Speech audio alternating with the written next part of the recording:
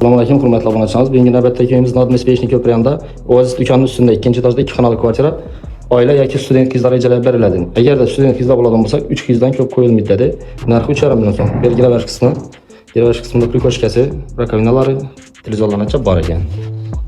Əmrlərimiz taze remontdan çıxqan. Bir də xan taxtaları var ikən.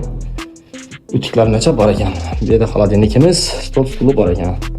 Yan tərəfə gələdən bulsaq kaçollarına var.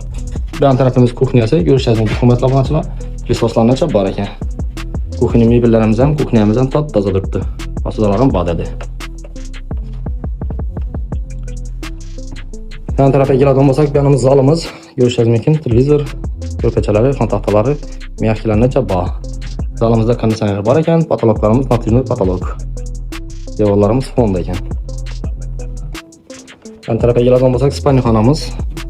Spani şkaf, garnitura, komplekt ekan berimizde jaluzi perdeli asılgan. Görüşleriniz mümkün. Lüstralarına asılgan. Şkaflarım ulu şkaflardan koyulgan ekan. Narxı 3,5 milyon son. Yan tarafa gələn olsaq, yanımız sanuzeli Kurgoy kafeden çıkan ekan. Avtomat kir maşinları, restoranlarına çox var ekan. Patologlarımız plastik. Görüşleriniz mümkün. Əlmləri taptaza tutulgan.